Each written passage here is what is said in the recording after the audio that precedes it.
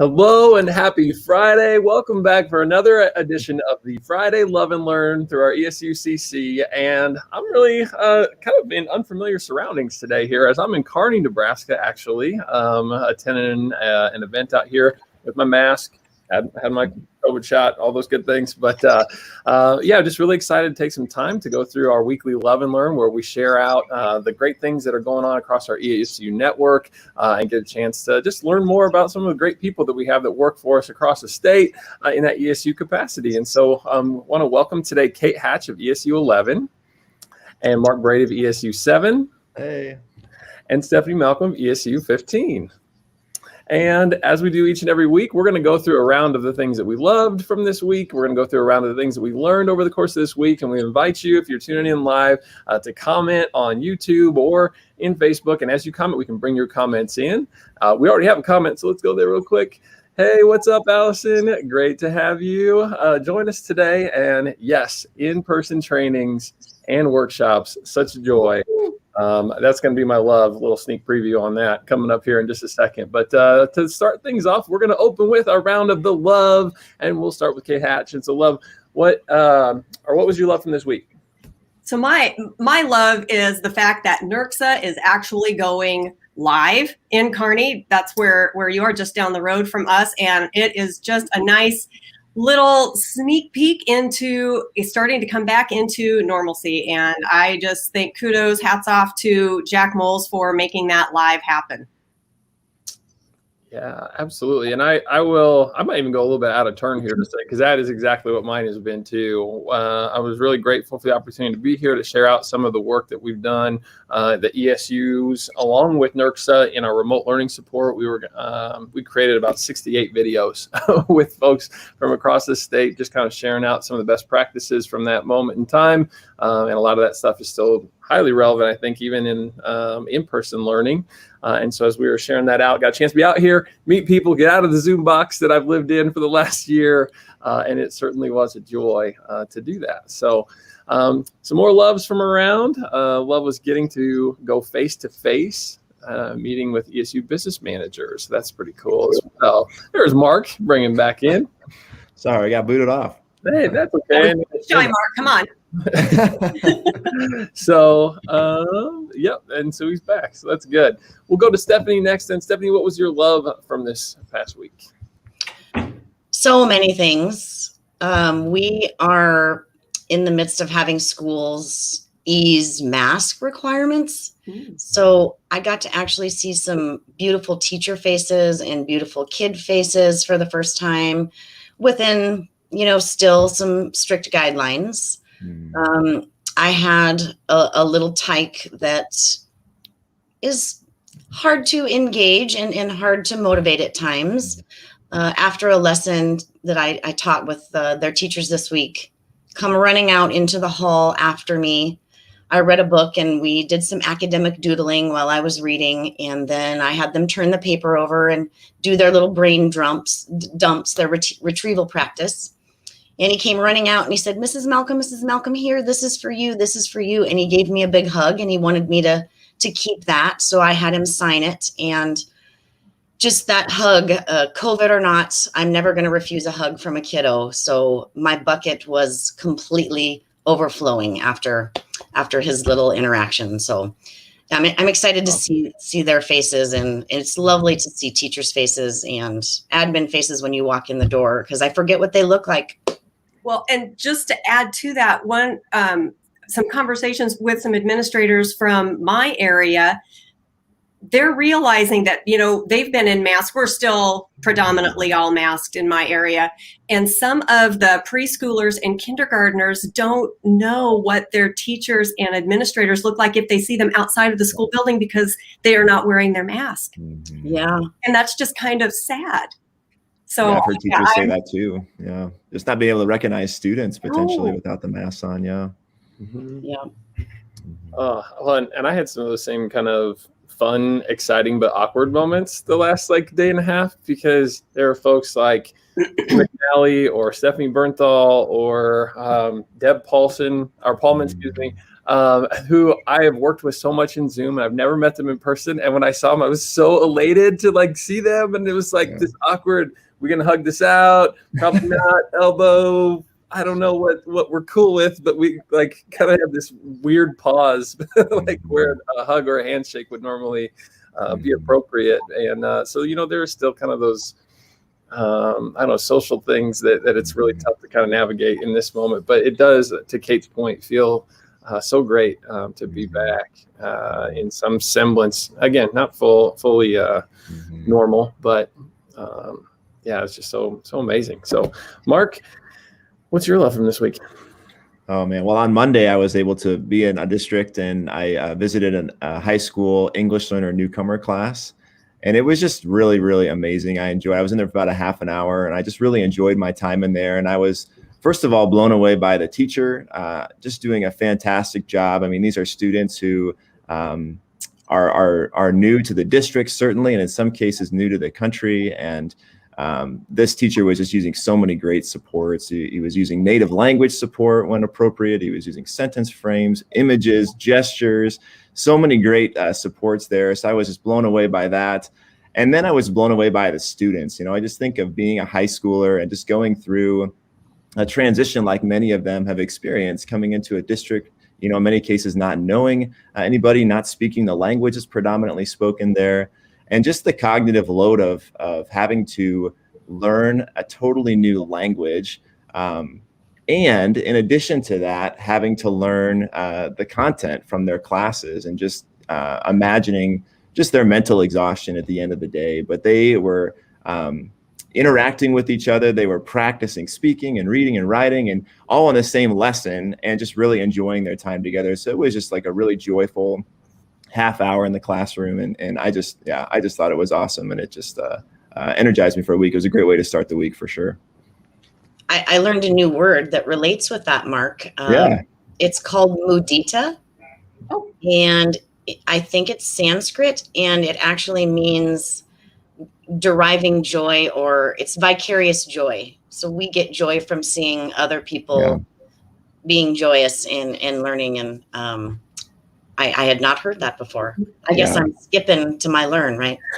No, that's good. Yeah, and that's absolutely true. That was accurate. And there was a student in there. It was this student's very first day in the district, and even just to see how the other students in the class just welcomed this student into conversation, into interaction, and I mean, they just all know what it's like to be the new person in a district. And so I was just really encouraged to see these high school students be so welcoming of somebody who was new. And it was awesome. Yeah. So great. I love learning that word too, because you're right. There is, I don't know what I would secondhand joy, like maybe like way of thinking about that. But I like that idea of kind of vicariously living that out through somebody else's experience. And we got Brooke, who has shared the outdoor track. I'm a big fan of those. Myself and Derek, welcome. And Derek's excited for baseball games and seeing kids do things with athletics. Absolutely. I just signed myself up to be assistant for my son's soccer team this spring. So nice. Here we go. That'll be fun. And Allison kind of letting me know, that Deb is a hugger. So it has been really great to see those folks. And I will double back real quick and say, before we get to the learns, the keynote really was powerful to me. Even, I mean, the message was terrific. I think in any situation it would, but to be in a room full of laughter where like the room laughed with you, it just felt like foreign and good at the same time. Then we all stood to say the pledge at the start, as I'm assuming is NERC's custom at this conference. And that really, I got choked up in that moment too, just given everything that's happened over the course of this last year. So, we have so many awesome ESU friends from across the state hanging out here. Otis, what's up, Otis? Love being able to coach, absolutely, and be in that parent role there. And so, all right, there's our round of loves. Now, what did you learn over the course of this past week? And we'll start back with Kate. Okay, so thanks to our friend Otis, who recommended several books by Dr. Tim Elmore. I have decided to do some research, and in the fall, I teach a grad class, and so I wanted to do something kind of focusing on this generation that we're seeing here. So I've been reading Generation Z Unfiltered, and talking about how these kids tend to be the most anxious population that we have seen already to date, and giving some hypotheses and some possible explanation as to why that might be. And a lot of it, goes back to how we adults, both parents and teachers, tend to lead these kids. And I truly believe that we as educators are some of the most caring people on the planet, possibly to the point of fault. We tend to not want to see our kids hurt or fail, and so we enable in a lot of ways, and that is taking away their ability and their opportunity to fail and learn from some of those things. And as a result, we might be sending the kids these messages that, well, we don't trust that you're able to do these things on your own, so we're going to help you. And then when they get into a situation where they need to function without us, then they have high anxiety. And so Tim Elmore proposes that we look at becoming leaders in, 4 different kinds of leaders. We start out with being a micromanager when the kids are, in the lower elementaries. We move to a manager when they get into the elementary stage, and then middle school grades, that supervisor. And then ultimately, as kids are getting ready to leave high school, then we become that consultant. And, just doing some reflecting, I think we tend to get caught in that manager and micromanager phase, and then we're not really helping our kids be able to be as successful as what they possibly can be, and be less anxious when they become young adults and are ready to go off to college. And so just lots of different things to ponder in that Generation Z Unfiltered book. Lots of fun ideas. So thank you, Otis, for the recommendation. I'm loving it. And helping them grow in their efficacy as they get older. So they get that point where they're really out on their own. They just feel like, things aren't overwhelming, and feel like they can tackle some of these big challenges that they're facing.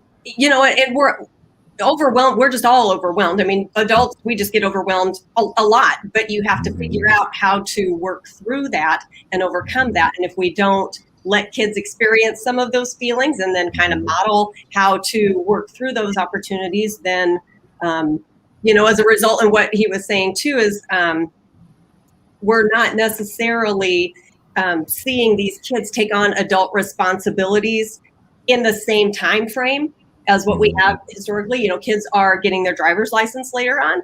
They are getting jobs later. They're getting married later. They're getting into the workforce later, and that's going to potentially impact the workforce in general. So just lots of interesting thoughts.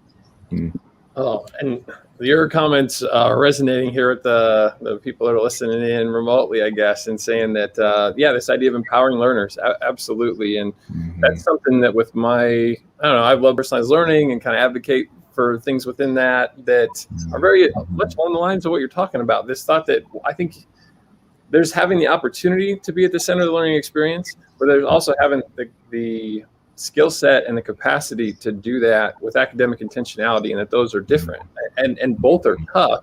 And it actually gets back to a session I was at earlier today, where there was someone in higher ed who works with aspiring educators, and started to talk about how classroom management is the number one concern, and that in those early years, and we all remember this, where you get out in the classroom and you're so nervous about things just breaking down and going wrong and something happening where you have to involve the principal, that you tend to really restrict and make it pretty teacher-centered, because you can control that and what it means to evolve in your career over time. And so maybe it doesn't have to be that first year, but to get to a place where you're able to create that opportunity, and then also to slow down and say, but how do I help you before you get to that moment even, and teach you to accept that the scaffolding that goes with it. I got fired up talking about this, Kate. This is good stuff. Let's see, we got some more comments here. There you go. More book recommendations from Otis. All right. Now I'm on it, Otis. There you go. That's pretty amazing. Gibson weighing in here. Cool. Yeah, IY is a good read as well. Lots of shout outs for Tim Elmore. Yeah, it's very interesting. Oh, well, I'm taking notes. that's what's so fun about these two is that, I almost weekly want to go, hey, my learn was what just happened. Because after everyone's shared, it's tremendous just seeing what we're reading and the thoughts we're having, the conversations and the work that's being done. And so that said, Stephanie, what was your learn from this week? Well, it's so interesting that it's so similar. And the more I learn, the more I realize I still need to learn, which is so exciting being in this field. And being able to learn as a part of my job just is another bucket filler. But I had the opportunity to listen to the Whole Child Virtual Summit that's put out by Character Strong. It's free. This is the second year. So on my travels from school to school this week, I got to listen to the 20 to 30 minute speakers. Their MO is to have strategies to teach the whole child. And I think in this time, that's what we're focused on, because we have to. We have to give them those skills. We have to help them advocate for themselves. And just the amazing set of speakers, my mind was just blown after every 30-minute session. So many avenues I wanted to pursue. And it's a bit overwhelming, but Todd Whitaker blew my mind. Principal Kafele, I'd never heard of him before, from New Jersey. What an amazing speaker. Amy Morin from Very Well Minds. I had gone to that website before, had forgot about it because there's so many things in between then and now that I've learned. And I just really appreciate Houston Crafts and John Norland's efforts with building kids with character and empathy and empowerment and self-efficacy, because we've got some really, really smart kids out there, and we really need to empower them to be problem solvers and be advocates for us and community and what really works in education. So much to learn and so much more to learn. Job security, right?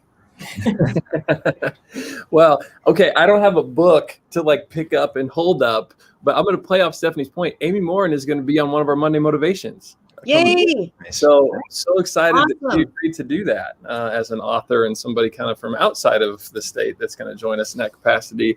Brooke, also feeling some of the names being dropped there. Absolutely. And so thanks for sharing and giving us some folks that we can start to follow and learn more from.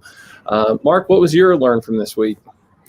Well, I work with social studies teachers in our area, and with the new social studies standards being released recently, I've been really digging into just some elementary resources. The lower elementary social studies standards very much deal with local topics, the community and in our state. And it's hard to find. Those resources aren't as plentiful as maybe teaching about the Civil War or the American Revolution.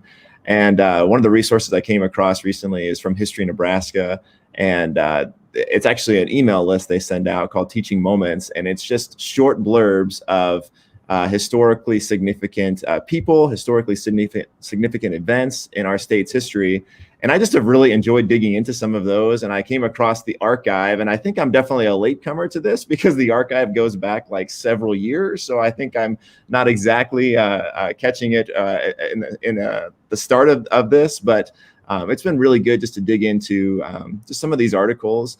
And every article it includes a primary source. Usually it's a photograph, but sometimes it's a document. And in almost every case, it's something that an elementary teacher could display in their class or print off and give to students. Just have a really great conversation about how life in our state has changed. There's been articles on sod houses in Boone County, which is one of the counties that we serve. I just can't imagine with some of our recent weather patterns here in Nebraska, living that kind of lifestyle. But that's, it's true of some of the early settlers in our state, and just having a discussion with students about how life in Nebraska has changed. would just be super interesting. And just some of the photos and some of these photos, these families are in front of their sod houses and they literally have like everything they own out in the front yard in this photograph, and just great discussions to be had there. And in some cases, the history is hard. I mean, there's articles that talk about KKK activity in our state's past, and it focuses just on first from Nebraska. So I was reading an article the other day about Susan LaFleche, who was one of our nation's very first Native American medical doctors, and just some of the things that she accomplished, just amazing. So it's a really great resource for elementary teachers. And I just love history, and I love Nebraska history, and it's been fun for me to dig into. Mark, you are taking me back to my 4th grade Nebraska Studies teaching days. That is, yeah, you are spot on. You kind of sound like a recovering social studies teacher yourself. Absolutely. Okay. I picked up on that. Yes, for sure. Well, and those even reminded me of Ebony McKeever's tweets where she has the little snippets about Nebraska history. Love that. Just those little bite-sized snippets. And Marcy, sending some love your way. Absolutely. Absolutely. Just good vibes. And Allison as well. Yeah, so it's History Nebraska, and it's called Teaching Moments. And the contact at the Nebraska History Museum is Jessica Stoner, and she can put you on a daily email list. And I just get into my email every day, and then I came across the archive pages, go back to like 2012. So a lot of great resources there. Yeah. Well, and I'll kind of build off that and say too that our virtual field trip offerings through InViz have grown from 30 to 135. Mm-hmm. And I'm not sure we haven't messaged that honestly, like well enough at this point, because we're updating InViz and going to try to make a bigger push down the line. But Jessica Stoner is one example. Like I've been in correspondence with her. They have courses on there. And I think in addition to getting like resources, you could certainly consider reaching out within whatever you might like implement in the classroom and have that virtual field trip, because it's never been easier. Yeah. The virtual field trips are awesome. And that's a great resource, especially for those elementary teachers who are looking for local. And, in talking with Jessica Stoner, I just said, I need content that's going to support our teachers in Polk and in David City. Like they're looking for really local things. And she has just been super eager to connect elementary teachers with resources that are local. She's a great resource. Yeah. She reached out to us, and we did kind of a preview of one of her virtual field trips for the George Norris home, which is in McCook, which, like you said, is right here local, really engages kids because they've heard the name. We have streets named after them, and really, really cool for kids to see their local history and connect with their local history. Yeah. And then connect it to the broader world. But yeah, awesome resource. Sure. Gosh. And so, definitely check that out as those offerings have increased. I know that's like on message for me, right, to like say that, but it literally is like worth checking out. So there's that. Otis shared his learn from this week, some fun ideas about engagement for teachers and some PD sessions from Nita. So Nita took place in the virtual setting this week. Got a chance to be part of that in the last couple of days here as well. Great learning opportunity. I always love that. Can't wait for that to be in person upcoming also, and some new ideas spinning around. You have to share some of those ideas, Otis, if you've got one that's brief enough for a Facebook comment. But I'll bring this kind of in for a close at least a little bit and say my learn this week. I'm not a particularly up-to-date political person. I do listen to a morning podcast and have gotten the skim or whatever in the past where you kind of get your little 5 minutes of politics and you move on. And I had a chance on my drive out here to listen to some of the debate around the LB 529 that was, I'm not even going to say it right, out on the floor over the course of would have been Wednesday. And it was really interesting and a learning process for me to just kind of understand how all that works. I'm used to being at the district level or really just kind of in my classroom and not really exposed to those types of dialogues that are being had about the work that's being done. And, I learned from that quite a bit. Won't get into all of that necessarily, but I do recognize the need, I think, for us to just really consider messaging the great work that's going on. I left that going, teachers we're humble. We are used to closing our door at our bare, most of us come from the classroom where you lock it and you do amazing things and maybe no one ever knows about it. And we don't always like create the space to invite people into that narrative. And it almost feels like a little navel gazing, right? Where you're sort of like, or you're like hyping yourself to share out anything that you're passionate about or that's going on. And I think toxic positivity as of late, which has its place, but I think that also like just adds to this, let's not share the good. And I think that it is so important for us to hold the work up, right? So if it's about like, if you kind of feel like, I don't know if I want to be in this space, like hold up like the great things that are taking place. And I heard that in our conversation today, whether it's the hug in the hallway from the student that chases you out of the classroom to just say how much they appreciated you, or to talk about the things that are happening with the social studies standards. And I think it is remarkable to me in this role in just 1 year to see how many amazing people there are across our state doing incredible stuff. So I think we really could benefit from doing more to get that message out there. And that was a big learn for me this week. I knew it, but it was just enhanced by what I was sort of witness to. I don't know, how's it hit everybody's ear? I don't want to get on a soapbox there, but yeah, I think a lot of times, we think about the things that, or teachers might think about the things they do in their classroom, and they just view it from the perspective of, this is just what I do. It's, it's part of my everyday, and just being intentional about, what's typical for us is not typical for somebody else. And they might come in and say, that's awesome. And you just never think of it. It's like, oh yeah, these are great things that are going on. And I just,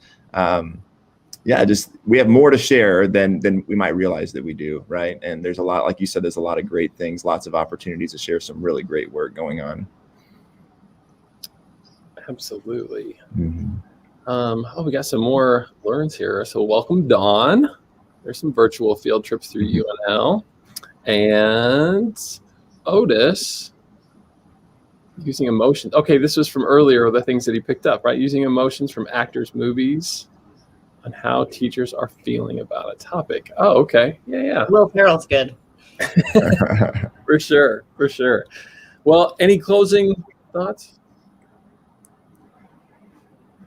Thanks for having us on. This has been fun. Yeah. Learn a lot from you all, just like I always do. Greatly appreciated.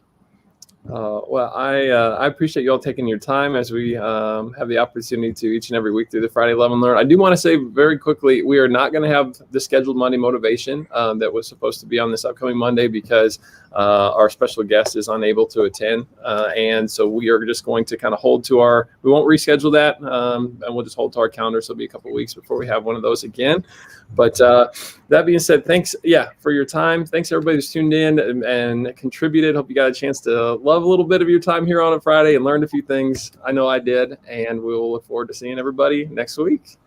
Thanks for all you do, y'all. See ya. Happy Friday.